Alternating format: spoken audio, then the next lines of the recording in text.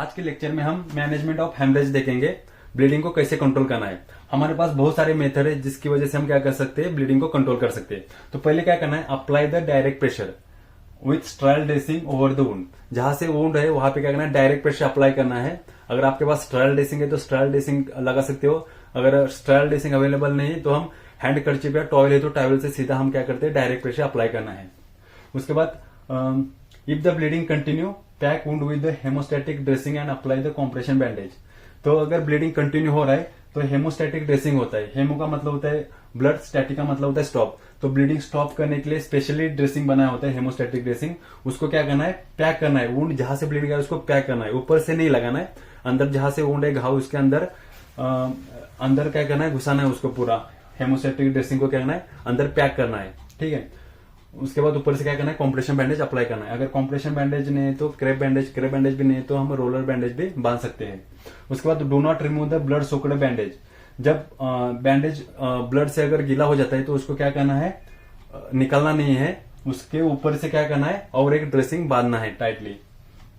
उसके बाद क्या करेंगे, तभी भी अगर ब्लीडिंग कंट्रोल नहीं हो रहा है तो हम क्या करेंगे, टूर्निकेट बांधेंगे। और टूर्निकेट बांधने का जो टाइम है वो हाथ पे लिख देंगे। अगर टूर्निकेट के ऊपर अगर जगह है लिखने के लिए तो उसमें हम टाइम लिखेंगे, क्योंकि डॉक्टर साहब को पता चले कि कितना टाइम से टूर्निकेट बांधा हुआ है।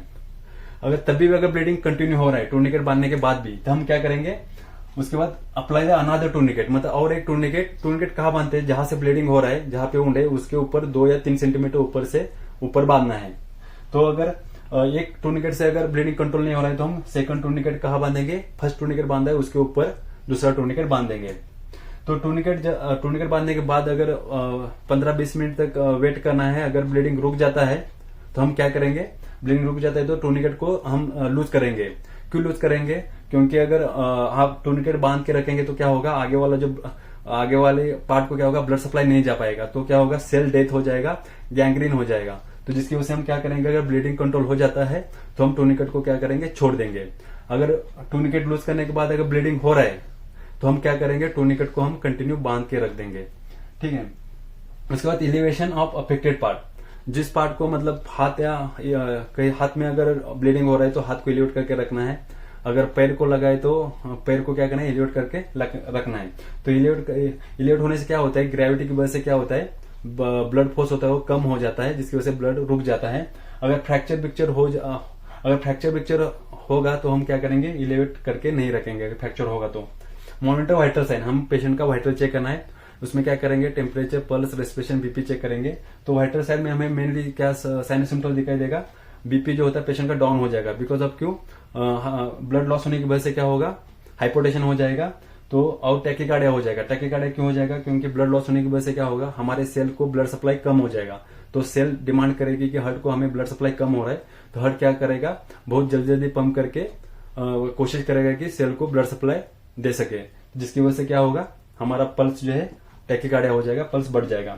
उसके बाद करेंगे admission IV fluid and blood transfusion. Patient को जितना हो सके आईवी फ्लूइड देना है और ब्लड ट्रांसफ्यूजन देना है। आईवी फ्लूइड कितना देना है, फॉर एग्जाम्पल अगर पेशेंट का 1 लीटर ब्लड लॉस हो गया तो हम कम से कम पेशेंट को 1 लीटर आईवी फ्लूइड देना है, प्लस और एक एक्स्ट्रा 1 लीटर और देना है। क्योंकि फ्लूइड लॉस स्वीटिंग या वोमिटिंग हो गया या यूरिनेशन के थ्रू भी होता है, तो हम क्या करेंगे, 1 लीटर देना है। अगर 1 लीटर लॉस हुआ है तो उसके बाद 1 लीटर और एक्स्ट्रा फ्लूइड देना है। उसके बाद give the injection tranexamic acid. Tranexamic acid देते हैं जहां पे हेवी ब्लीडिंग होता है, तो उसमें क्या कहते हैं, हम इंजेक्शन ट्राइनेजमिक एसिड देते हैं। वो क्या करता है, ब्लीडिंग को कंट्रोल करता है। उसके बाद give injection morphine for pain management के लिए। तो हम बहुत ज्यादा पेन होता है तो हम क्या करते हैं, इंजेक्शन मॉर्फिन देते हैं। आई होप आप समझ गए होंगे। Thank you.